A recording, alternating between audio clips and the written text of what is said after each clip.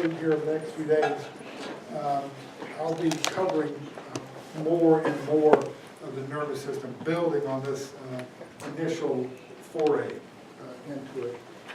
First of all, of course, you know that the neuron is the functional unit of the nervous system. It's supported by a scaffold of numerous types of glial cells. Wait a minute, that's not.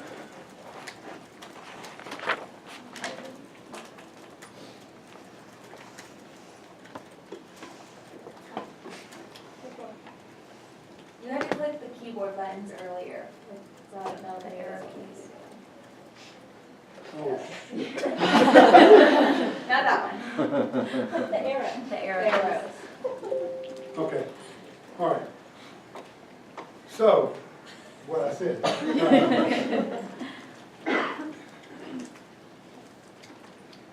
The different parts of a neuron, we're not going to deal with the glia. The glia we'll deal with when we get neural anatomy this summer, and what they are and what their function is. But we're going to spend more time on the neuron itself. And of course, you know what the characteristics of a neuron are. The cell body, or is also called the perikaryon. Perikaryon means around the nucleus. You have dendrites that are out there that receive information, carry it through the cell body and down the axon towards the synapse. The synapse can be a single synapse, it can be multiple synapses. And the synapse itself can have a whole bunch of different functions that we'll get to later on. The morphology of a neuron, there are really four different types of neurons. Unipolar neurons are what are found in the embryo, but you do not have any unipolar neurons in your body. Most of the neurons, particularly the motor neurons and the interneurons, are going to be multipolar in structure. Multipolar meaning numerous dendrites, but only one axon. Bipolar neurons means that you have the perikaryon with a process extending from each side of the perikaryon. So there are two branches, two processes. One of them will be a dendritic type process, bringing information to the perikaryon, and the axon will carry the information towards the central nervous system. Bipolar neurons are what you're going to see in certain special senses like hearing, balance, or vision. We'll talk about those later. Pseudo-unipolar neurons are, it has one process coming out from the perikaryon that divides into two. So it's different from a bipolar. Bipolar has two processes.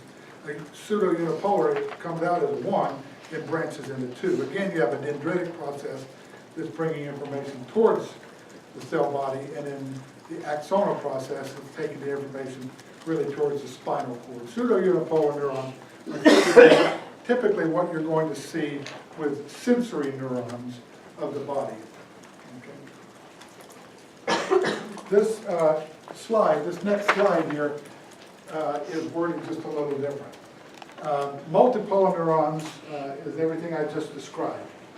There's a bipolar neuron right there, and it says right here that this is a unipolar neuron. It is not a unipolar neuron. That is a pseudo-unipolar neuron. A unipolar neuron has one process that has an axon at the end of it. It has no dendrites. And again, these are not found in the adult. Can you repeat that? What was that? What's that got to do? So if you want to make this slide correct, where it says unipolar right there, that is pseudo-unipolar, because you have one process coming out that divides into two.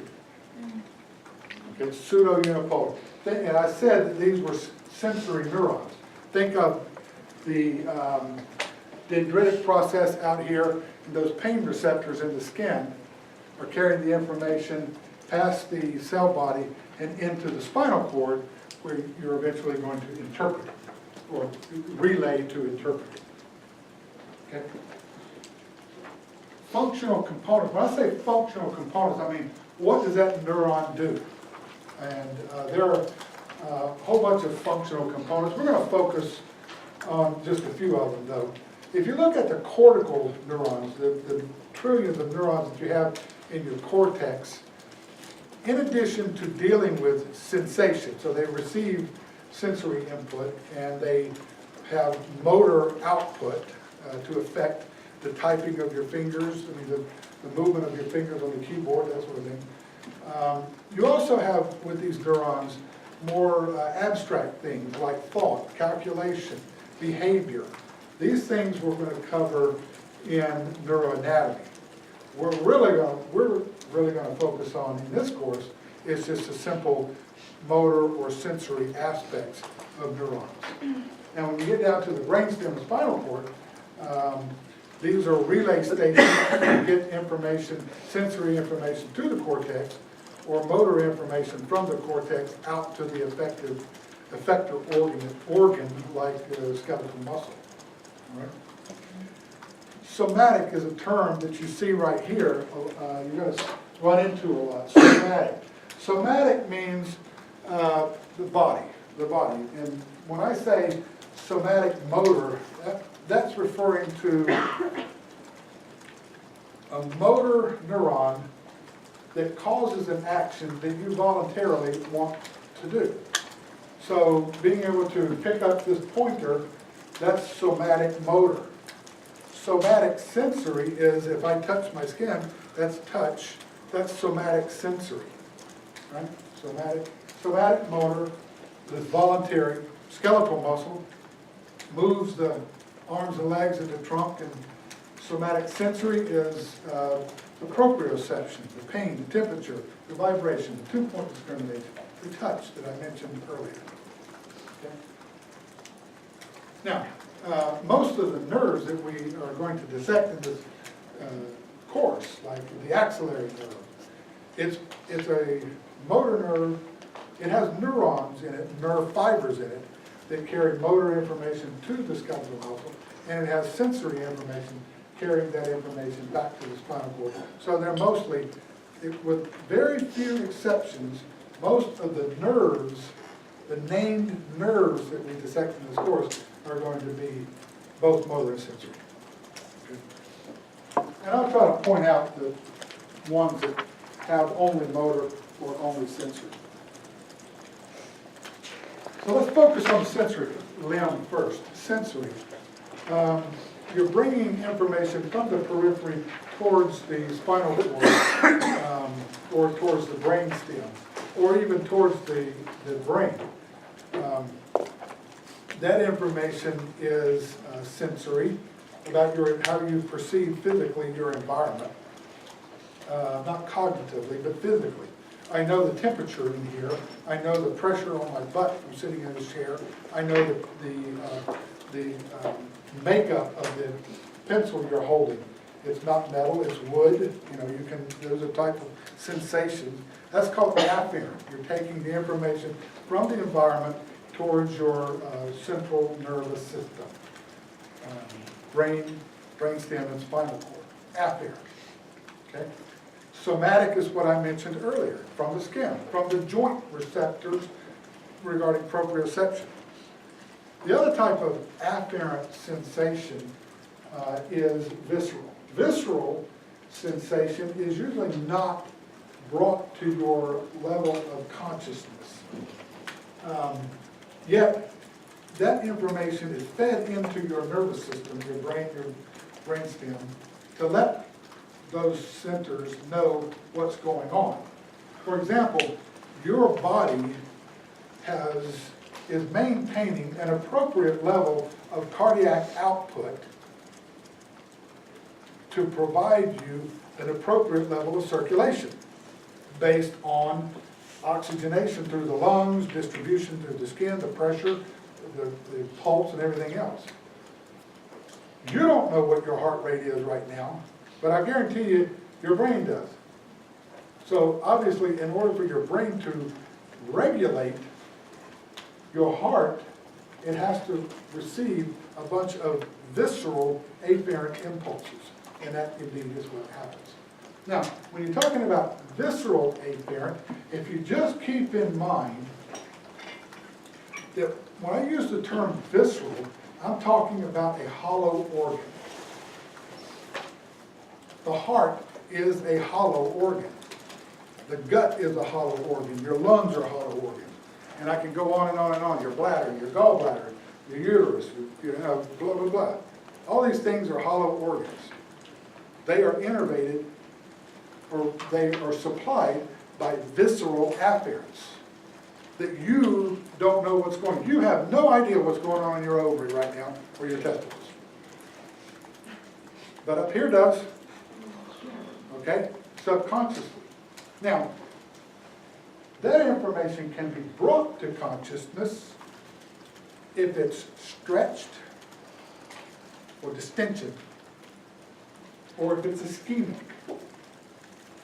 In women who ovulate, you've got the ovary sitting right here, and you've got this follicle, you're getting ready to ovulate. As it's pushing on the ovarian capsule like that, it's distending that ovarian capsule, and then boom, you ovulate, boom, and there goes the egg, comes out, right? Some women can feel that. It's called metal schmerz. I didn't make that word up. It's called metal schmerz. They can tell you, oh, I just ovulated, and it's on this side. I am not kidding with you. I'm not kidding with you. They can say, oh, it's on this side. You can do it. You can No, do it. my cousin, the first time she told me I was like, No, it's, yeah, it's, Google it, Google it. You can do it? Yeah. So, so the next, and you ovulate, you know, you alternate ovaries. So some women can tell, you know, it's this side this month, and next month it's this side. And so but they can't feel it. It's only brought to the level of consciousness when you get that distension on the ovarian capsule, okay? When you go and have Mexican food, and you're sitting there, and you're sitting in there, you know, right here in the middle of the class, oh, you've got this big gas bubble sitting right back there in your rectal vault. It's now brought to your level of consciousness because it's the size of a watermelon, and you're holding it in. It's painful. It's painful. And so, there you go. Heart attacks. The reason heart attacks are painful has nothing to do with anything but the fact that the heart becomes ischemic. So ischemia and distension are how you take visceral sensation and bring it to consciousness. You can take your gut, if you can externalize your gut, and you could burn it with fire, you could slice it with a scalpel, and it would not be painful. But you distend it with that Mexican food, and now you got some pain, okay? Also, on the sensory side, there are different special senses, like taste, smell, hearing, balance. These are afferent sensations that are not somatic and they're not visceral. They're special. Okay. On the motor side, motor nerves carry information from the spinal cord, from the brainstem or spinal cord to the effector structure. They're called efferents. There are somatic efferents that are going to the skeletal muscles that move your skeleton. These are all classified as alpha-motor neurons.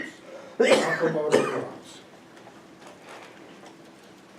Visceral efferents are similar to the visceral afferents. They're going to go to supply hollow organs. They're the ones that determine how fast your heart beats, how dilated your trachea is, how contracted your bladder is when you go to the bathroom. Hollow organs. How dilated or distended or contracted the blood vessels are in your skin versus the rest of your body. If you go outside and it's freezing cold, what happens to the blood vessels in your skin? They constrict. Why do they constrict? It's the visceral efferents that cause them to constrict, to shunt the blood towards the core. All right? visceral efferents, visceral afferents, somatic efferents, somatic afferents. Make sure you understand very well the difference between those four. Would an example for the when visceral efferent be like when women are in labor, like their cervix when it's dilating and contract? Would that be Not an the example? cervix. No. Not the cervix. The cervical dilation has more to do with endocrine type Okay. things rather than nerves. Okay. But for example, your bladder, your urinary bladder. The sphincter is, well, I'm getting ahead of myself. Let me hold off on that, and I'll explain it all here in a second. So the somatic are all voluntary? Yeah, so just think of that. Somatic efferents are voluntary. Somatic afferents are from your skin and joint receptors. Visceral efferents are through hollow organs, whether they be blood vessels, glands, your heart, your intestines, your bladder. And wherever there's a visceral efferent, there's a visceral afferent carrying the information back. Your brain knows exactly how fast your heart's beating. It knows how dilated or how fast peristalsis is going on in your intestine. It knows how dilated the vessels are in your periphery. Okay? Now, if we look at the overall organization of the nervous system, we start with the central nervous system, and basically the central nervous system is that part that's encased in bone. Your cerebral cortices, your right and left cerebral cortices, your right and left cerebellar hemispheres, your brain stem, and your spinal cord. Those are the parts that are encased in the bony central axis. Everything else is the peripheral nervous system. The peripheral nervous system has different parts. One of them is the cranial nerves. The cranial nerves leave the bony encasement to innervate structures in your head, your face, and your neck, and the viscera of your chest and abdomen. The cranial nerves are numbered, Roman numeral 1 through 12. We'll see those in just a second. The spinal nerves are the nerves that are going to drive the muscles. The spinal nerves, we're going to be dissecting a whole lot of spinal nerves in this course. We'll go over those in just a second. They're not actually the spinal nerves. They're branches of spinal nerves. I'll talk about that in a second. And then you have the autonomic nervous system. The autonomic nervous system is further divided into a parasympathetic division and a sympathetic division. Now, when you're talking about autonomic nervous system, when they described this system, they only took into consideration the motor component, not the sensory component. They didn't even identify it until a long time later. So when they talk about the autonomic nervous system, think of this. You have parasympathetic visceral efferents, and you have sympathetic visceral efferents. And then you have visceral afferents running with all of them. Okay? Everybody clear on that? Good. So if we go back to the CNS, here's your brain. We've got the 5 lobes of the cortex. You've got the frontal lobe that's predominantly motor and behavior. We're going to go into very specific detail about what goes on in the different pieces and parts of the brain in neuroanatomy, so you don't need to really worry about that now. Just generally, motor functions in the frontal lobes. Sensory function is in the parietal lobes. A lot of your memories are there. The temporal lobe here is smell and hearing and behavior, and these are big generalities. The occipital lobe is only vision. You have 2 cerebral hemispheres, and in the middle is a sagittal fissure. Sagittal fissure. And then on the side, there's a lateral fissure. That's the lateral fissure. When we take the brains out, you'll see the lateral fissure. I think we do that Friday. You'll see the lateral fissure. If you take the frontal and parietal lobes and pull them up, and the temporal lobe and pull it down, there's another lobe that's deep in there. It's called the insula. It's called the insula. This is part of the cortex. A lot of behavior is related to that insula. So there are 5 lobes: frontal, parietal, temporal, occipital, insula. There's a cerebellar cortex. You got a right and left one, and there's the brain stem. There are 3 parts to the brain stem. The mesencephalon is the top part of the brain stem. The pons is the middle part, and the medulla is the bottom part. So mesencephalon, pons, and medulla.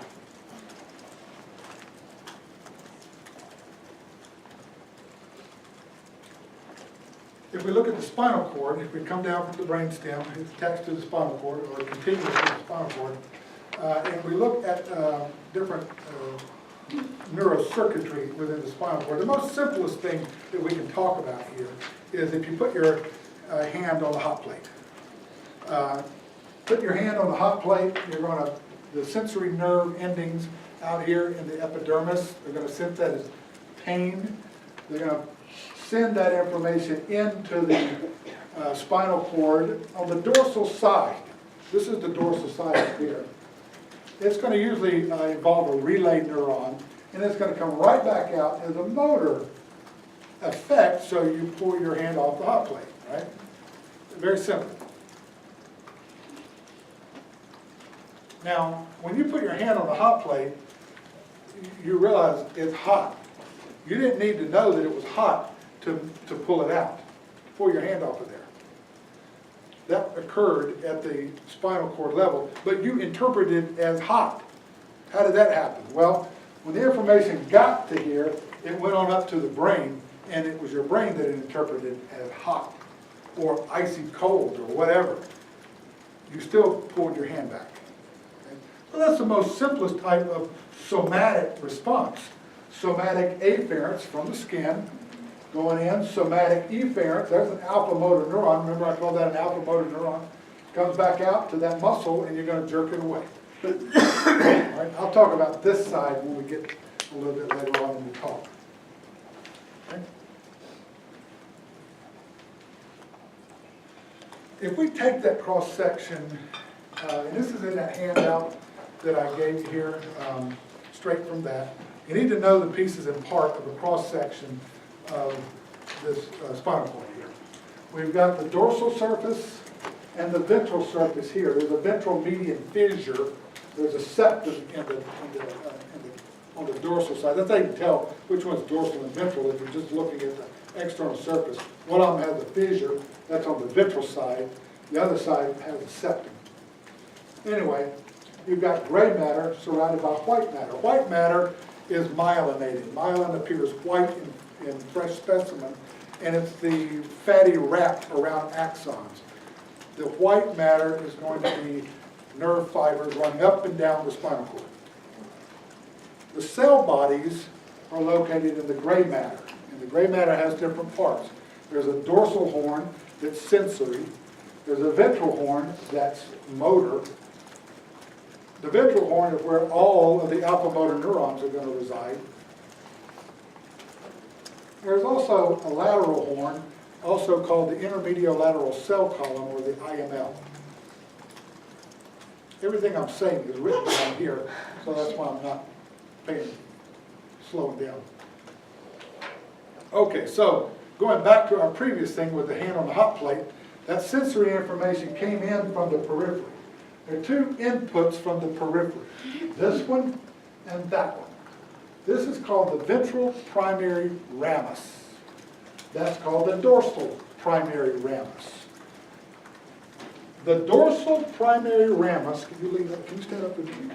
The dorsal primary ramus, I can't hold it here. The dorsal primary ramus provides or the sensory and the motor input to a 2-inch strip on either side of the spinous processes of the vertebra. That's dorsal primary ramus right there. The ventral primary ramus supplies everything laterally and anteriorly, including the limbs. Okay? So that's what the designations are. Dorsal primary ramus and ventral primary ramus. So the sensory information comes in through one of these guys and enters the dorsal root. On the dorsal root, there's a swelling called the dorsal root ganglia, a collection of parakarya, or cell bodies, outside of the central nervous system is called a ganglion. I'll say it again. A collection of cell bodies, or parakarya, outside of the central nervous system is called a ganglion. A collection of cell bodies within the central nervous system, in other words, within the brain or brainstem, is called a nucleus. So right there is going to be a clump of cell bodies. So when I touched that 2-inch strip, that information came into here, went up there, the cell body is there, that pseudo-unipolar neuron. Remember I said pseudo-unipolar neurons were somatic afferents. And that information is going to continue into the dorsal horn where it's processed. If you go back to that previous slide, you can see that. That information is coming in from either the dorsal primary ramus or the ventral primary ramus, depending on where you touch. There's the cell body, there's the synapse in the dorsal horn. The motor component is coming out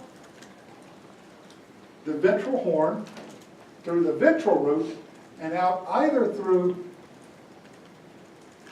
the ventral primary ramus, if I'm going to like an arm or my intercostals or the abdominal muscles, or it's going out to the dorsal primary ramus.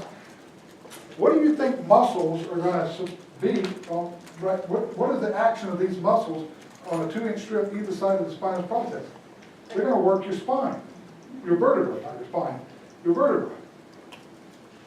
So my erector spinae, that's how you're going to, you know, if I'm, the thing, you know what, something I really hate doing? I really hate doing it.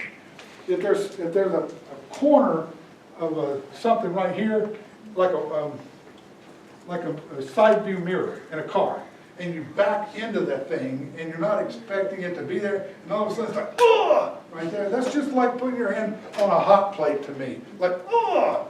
Everybody hates that? Everybody hates that. Okay? That's that dorsal primary ramus. Sticking your hand on a hot plate is the ventral primary ramus. Okay? So it's pretty much where the pain and the sensory is, it's either gonna come in VPR to DPR, depending on the area of your body where it's being Right. stimulated. You know, And if then I, it goes through the same process and then out where it came. it's the same process. If this is a blazing hot poker, you know, if I had it on the fire and I touched you in the middle of the back, then that sensation is going to go through the dorsal primary ramus, just like you touching a hot plate goes through the ventral primary ramus. Okay? Now, also, hanging off of the ventral primary ramus is the sympathetic chain ganglion. It's attached by these 2 little twigs here. These are called the gray and white dorsal rami communicantes, or ramus communicans, if you're talking about a singular one. I'll talk about those more in just a second. At each level, you see this, or at least most levels you see this, and these chain ganglia are connected by the sympathetic chain. Okay? So we're going to see that here in just a second. Now, if we talk about the spinal nerves here, this is what the spinal nerve distribution looks like. You have 30-something pair of spinal nerves. You have 8 cervical, 12 thoracic, 5 lumbar, 5 sacral, and then a variable number of coccygeal, maybe 1 to 3.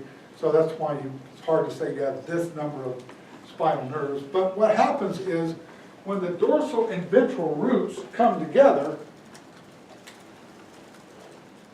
that's the spinal nerve.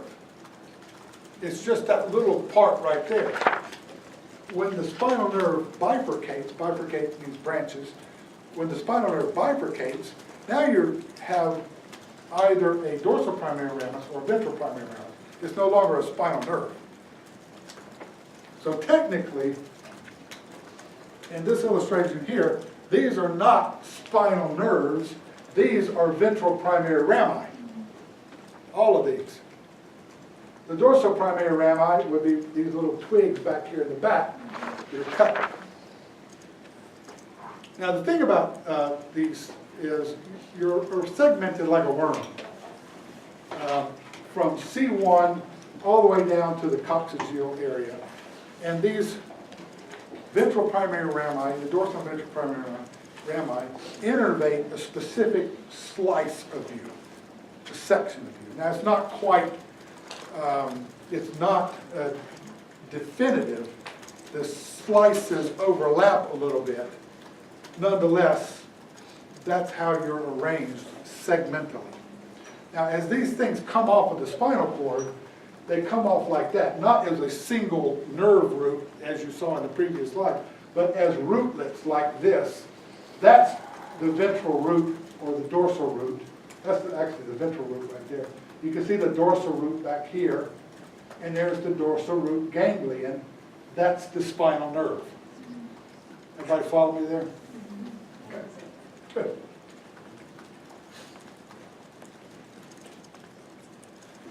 A couple of points to remember here about somatic nerves. From the mandible down, right here, from the mandible down, all somatic afferent cell bodies are located in the dorsal root ganglion. No exceptions. From the mandible down, all somatic afferent cell bodies, or pericardia, are located in the dorsal root ganglion.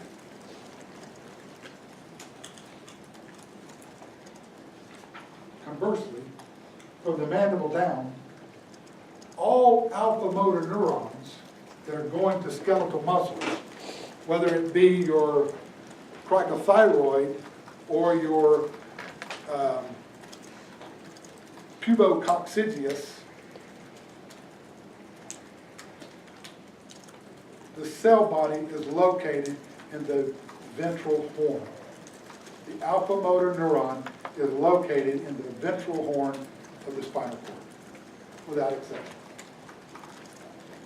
In our reading, I was talking about how one of them, I don't remember which one, they only synapse in the spinal cord, or they only synapse. I'm going to get to that. Okay. So far, right now, we've talked about 4 functional types of neurons. Somatic efferents go into skeletal muscles. They have the cell bodies in the ventral horns. They go out the ventral root. They enter either the ventral primary ramus or the dorsal primary ramus to go to skeletal muscles. Somatic afferents coming from the skin, the joint receptors, going back through the ventral or dorsal primary rami up through the dorsal root. They have their cell bodies, pseudounipolar cells, in the dorsal root ganglion. They go into the dorsal horn where they synapse and send that information on. There's visceral efferents that you don't know where they're coming from just yet, but you know that they're coming from the brain and spinal cord, their brainstem and spinal cord. They're going to a hollow organ. And you have visceral afferents that are going back. Okay? Everybody clear on that? Yes. Crystal clear. Okay. The cranial nerves, we're going to go through each of these cranial nerves. We're going to dissect each of these cranial nerves in this course. The different functions of the cranial nerves are listed here. You might as well go ahead and start memorizing them because you're going to need to know them. Now, when I give you the lecture on the eye, we're going to go over cranial nerves 2, 3, 4, and 6, so that you'll know that they have something to do. 2 is vision, 3, 4, and 6 have something to do, where's 6? Have something to do with eye movement. So it becomes crystal clear what its function is. When we talk about this, the face, we're going to pay a lot of attention to the facial nerve. You're going to dissect the facial nerve, different parts of it. So you'll see where it supplies the muscles of facial expression. It supplies some of the glandular structures. So you're going to see these things later on, but you might as well start getting to know them right now. Okay? Cranial nerves 1 through 12. We're going to dissect them all. Now, 4 of these have a box around them. So when I talk about the autonomic nervous system, there's a sympathetic division that I've mentioned and a parasympathetic division. The parasympathetic division arises from 2 places. One is cranial nerves, and the other is the sacral spinal cord.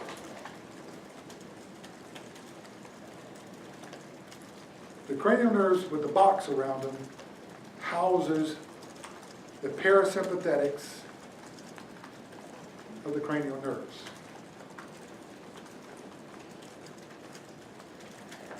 What do visceral efferents innervate? Hollow organs.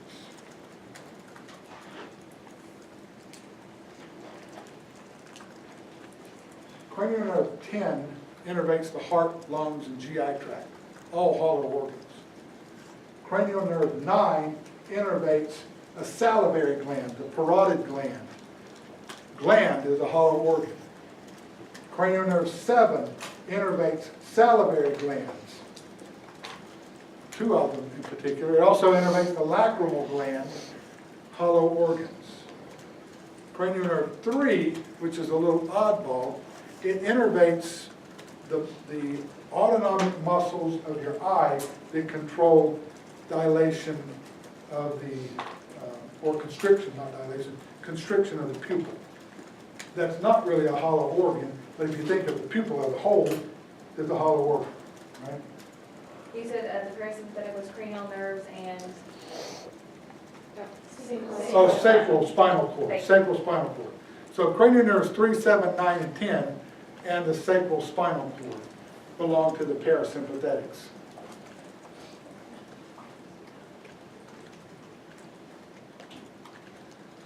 All right, here we go. Now, so the autonomic nervous system here, the hollow organs, I'll beat that horse to death, but it's important. If you don't know if it's autonomic, just consider, is it hollow? There are very few examples where it's not hollow. The pupil is one. The other one is the goosebump thing. That erector pili muscle is innervated by sympathetics. It's a muscle. It's not hollow. Those are really the only 2 that I can think of offhand. Everything else is hollow. A gland, a blood vessel, a tubular structure like the heart, the GI tract, the lungs, the thyroid gland, everything is hollow. It says affects smooth muscle contraction. So, if you have a blood vessel, for example, and you have visceral efferents going to it, and the impulse goes to the blood vessel, the smooth muscle contracts, and you constrict the blood vessel, right? If you want to dilate the blood vessel, there's not an autonomic nerve that dilates the blood vessel. It's an absence of smooth muscle constriction. If you want to dilate your peripheral arteries or the capillaries in your skin, just decrease the sympathetic tone and they will dilate. As opposed to the trachea, if you stimulate the parasympathetics, it will constrict the trachea. If you stimulate the sympathetics, it will actively dilate it. So there are differences here. There's another way you can affect a target, especially a glandular target. If you want to affect glandular secretions, if you want to stop them, decrease the blood flow to that gland. That'll shut them down. When you're running and your autonomic nervous system is taken over and you're, fight or flight, you're running. We'll talk about this here in a second. You want all your blood going to your skeletal muscles. So you actively constrict the blood vessels in your GI tract that shuts down your liver, your pancreas, your everything, and puts more blood out towards the skeletal muscle. However, some glands receive a direct input. Your mammary gland, if you're lactating, if you stimulate the autonomics of the mammary gland, it will cause constriction of the gland and milk production. Called the, well, anyway, there's a certain cell type that it works on. We'll get to it later on. Okay? The nodal tissue of the heart is another example where there's a direct effect of the autonomic nerve. The sympathetics will speed it up, the parasympathetics will slow it down.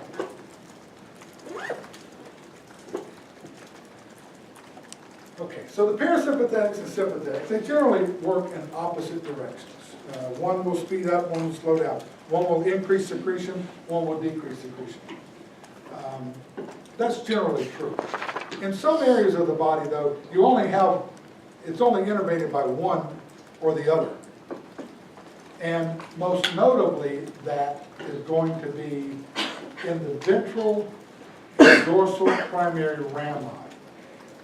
It's only the sympathetic nervous system that goes to the body walls or the limbs.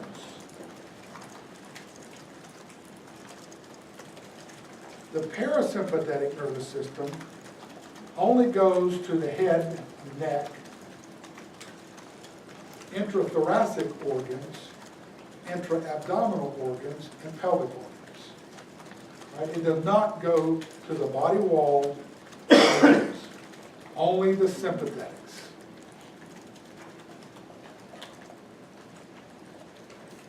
Sympathetics you usually think of in terms of fight or flight. So as you're running, you know, if I pull out a rattlesnake and you took off running, you want your pupils as dilated as possible to get as much light in to see where you're going. You want your trachea dilated so you can breathe faster, breathe in more oxygen. You want your heart pumping, pumping, pumping, pumping, pumping. You want your vasculature shunting all the blood from the periphery and from your gut into your skeletal muscles. Versus, you sat there and ate that burrito grande from this nasty place right over here, Taco Bueno. I don't know, my wife is such a weirdo when it comes to food, yet she'll eat at Taco Bueno. Have you ever been inside that place? What was I talking about? Okay, so you eat the burrito grande, and you're just sitting here trying to stay awake, and your stomach is churning away, digesting all that pseudo food, and you know, your heart is beating like once every 4 minutes, and you know, so homeostasis versus a fight or flight. Interestingly, when you're talking about erectile tissue, parasympathetics will cause an increase in erectile tissue, that will cause them to become erect, but it is the sympathetics that will cause ejaculation in men or women. Okay? Any questions about any of that? You need to take a break? Yeah? No? Keep going? All right. So, fun facts about the autonomic nervous system. Here's the thing you were asking me about earlier. When I talk about somatic afferents and somatic efferents, and even visceral afferents, it only takes one neuron to get from the spinal cord to the target, or in the case of afferents, from the target to the spinal cord. However, when I'm talking about visceral efferents, it takes two. There has to be two neurons involved in getting the information, the visceral efferent information, from the brainstem or spinal cord to the target. That first neuron is called a preganglionic. The second neuron is the postganglionic. Why do you call them that? Because here's the preganglionic, there's the postganglionic. Because there will be a collection of cell bodies there, that is a ganglion. Preganglionic, postganglionic. Visceral efferent, sympathetic or parasympathetic. Right? I'll say it again. Preganglionic, postganglionic. Visceral, they're all visceral efferents, but they are either sympathetic or parasympathetic. Okay? Wait, say it one more time. Okay? Preganglionic, postganglionic. They're all visceral efferents, but visceral efferents can be either sympathetic or parasympathetic.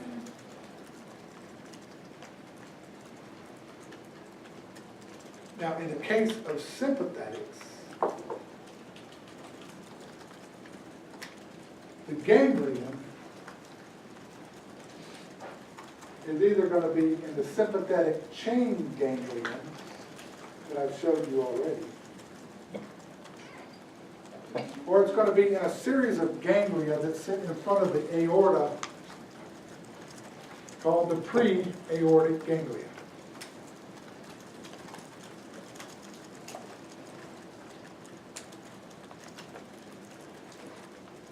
That's how the sympathetics get from the spinal cord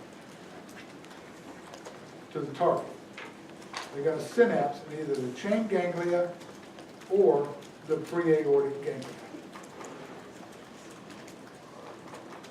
And then once they synapse, they'll usually, the postganglionic will just catch a ride on a blood vessel to get to the target.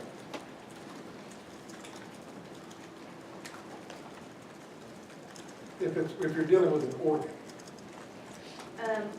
So does it, if it's leaving the spinal cord, does it matter if it goes to the gray or white ramus? I'll get to that just a minute. Okay.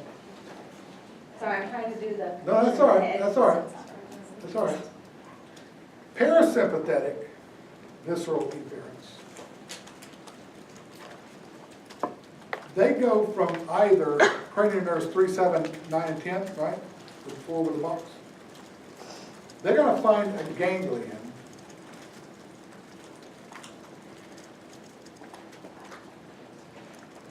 at, on, near, or within the target.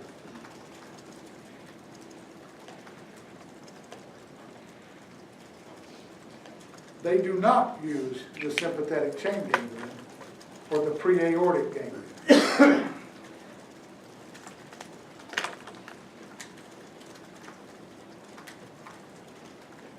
And that last bullet point here is what I said earlier. Only sympathetic visceral efferents are going to be found in the spinal nerves that are going to give rise to the ventral or dorsal primary rami. No sympathetics are found in the body wall or the limbs. Say that, just remembering that last one. No parasympathetics are found innervating the body walls or the limbs.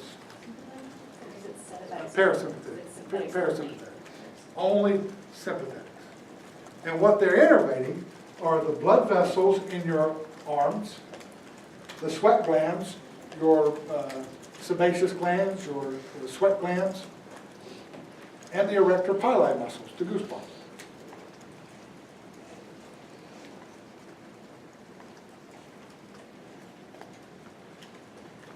So, this is what you have, this is the summary of that 7-page handout, right here.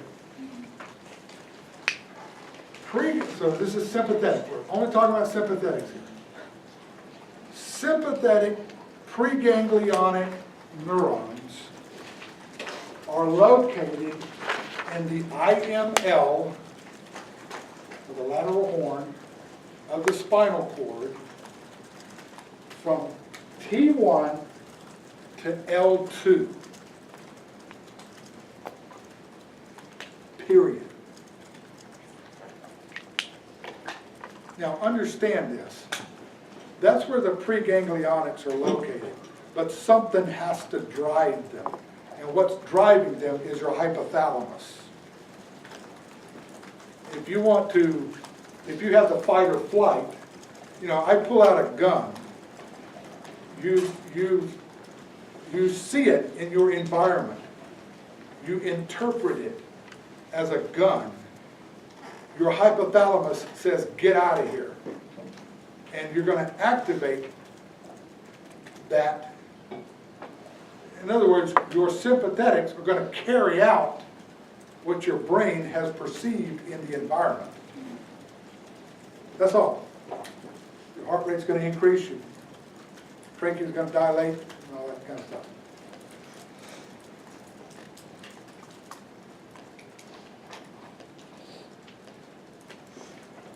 So I think the biggest point is, though, if you go, no, I'm not going to say that. So the preganglionics come out the ventral roots, because they're visceral efferents, right? Efferents, ventral roots. They enter the chain through the white ramus, and here they do one of four things. They either synapse on a postganglionic that re-enters the spinal nerve through the gray ramus and goes either through the dorsal primary ramus or the ventral primary ramus. What is that going to? What is that innervating? Sweat glands, erector pili muscles, or blood vessels in the body walls or limbs.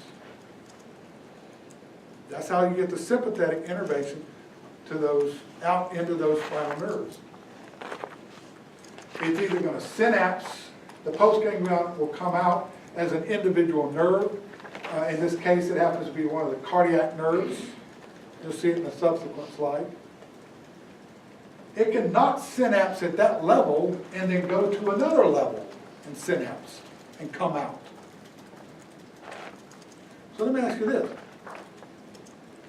If the preganglionics are located only between T1 and L2, and if I'm fighting or flighting, and I want my pupils dilated, so the dilator pupillae muscle must be innervated by sympathetics. How do I get the postganglionics from T1 all the way up to here?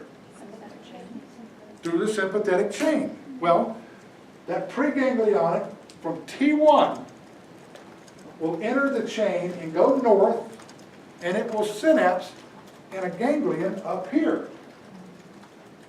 And then from that ganglion up there, it'll re-enter a nerve to get to my eyeball.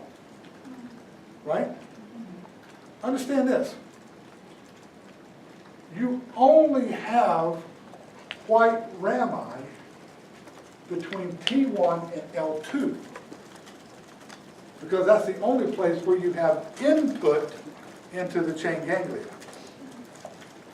But you have ganglia from the top of your cervical region to your coccyx. So that means you have ganglia that are attached to spinal nerves, but there's no white rami, there's only gray rami. So it's only preganglionics that come out of the white and postganglionics go into it. Correct. And the preganglionics are from T1 to L2. So you have more gray rami than you have white rami. And in that handout, there's an illustration of that. Grade rami out entirely. Well, there's an illustration where there's only a gray ramus connecting it to the spinal nerve. Okay? So the fourth thing you can do is it can come in here and not synapse and come out as a preganglionic neuron. So here's the sympathetic chain right here. Here's the sympathetic chain. You see those two gray and white rami? So there's T1 up there. There's L2 is going to be down here. There's the diaphragm. Here are the cardiac nerves that are coming out of here. They're postganglionic, right? They're postganglionic. But these right here are preganglionic. These nerves are called the thoracic splanchnic nerve. When you say the word splanchnic, that means predominantly preganglionic. Well, wait a minute. If they're preganglionic, that means they didn't synapse in the chain ganglia. Then they must synapse somewhere else before they reach the target, right? And that somewhere else are the pre-aortic ganglia. There's the aorta, there's ganglia that sit right on top of it. pre-aortic ganglia. So the splanchnic nerves will synapse in the pre-aortic ganglia.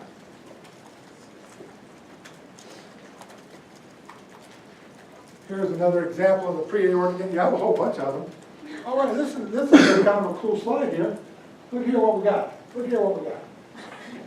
Here's a pre-aortic ganglia. Here's the thoracic splanchnic coming through the diaphragm right there. You also have lumbar splanchnic. Look at there. Coming off of the chain ganglia there. Whoa, look at this. That is L2 right there because there's a gray and white ramus. But look at L3. There's only a gray ramus.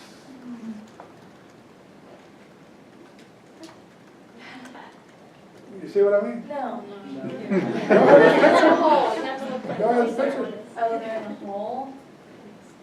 Wait, I don't. Oh. You'll have this picture, right? Yeah. Okay. Okay. I got you. So what happens here is we got the heart and lungs innervated. We got the heart and lungs innervated by the postganglionic cardiac nerves. Postganglionic cardiac nerves. We got the GI tract innervated via the splanchnic nerves. Okay, so that's how you get the GI tract. They'll just catch a ride, you know, that's postganglionic will come out of that ganglion, catch a ride on the celiac artery all the way out to the liver or something like that. So that's how your GI tract and your pelvis is innervated. Pelvic organs, not the pelvis. Pelvic organs are innervated by this route. So is that always true, or almost always true, or 100% true? It's 97.42% true. It's, for the purpose of this course, it's always this way, Okay. okay? The innervation of the stomach and. So let me ask you, let me ask you this, whoa. That nerve, that big nerve right there, that's going to be your sciatic nerve. Oh. The big one right here. Okay. What functional components are in that sciatic nerve? What functional components are in that sciatic nerve? Is what? That's 100% wrong. That's 100% wrong. Huh? Somatic efferents go into what? Whatever the somatic nerve innervates. Somatic afferents, because you touch your legs. Visceral efferents, because you have blood vessels, sweat glands, and erectophyli muscles in your lower extremity. And wherever there's a visceral efferent, there's a visceral afferent. You have 4 functional components in a ventral primary ramus or dorsal primary ramus. There are some exceptions to that, but that's generally the way it is.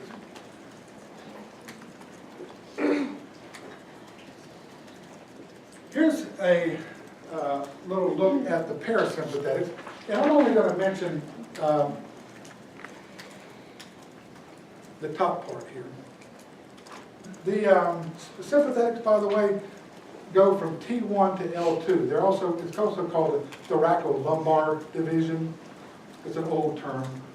The parasympathetics, I said, were cranial nerves 3, 7, 9, and 10, and the sacrum. It's also called the craniosacral division. We're not going to deal with the sacral division so much until we get to the pelvis. So we're going to deal with the cranial nerves over the next few days. This is the 10th cranial nerve here. Now, back here in the back, you've got the sympathetic chain ganglion. There's the preganglionic. There's the postganglionic. There's the coronary cardiac nerve right there. Right? You got that. The parasympathetics that are going to go to the heart and to the lungs and to the GI tract go through the vagus. I mentioned that earlier on when I mentioned the cranial nerves. The vagus comes out of the brainstem, a nucleus in the brainstem, descends through the neck. You're going to find that in the lab on Wednesday, I think, the vagus, big nerve. It's preganglionic at this point, right?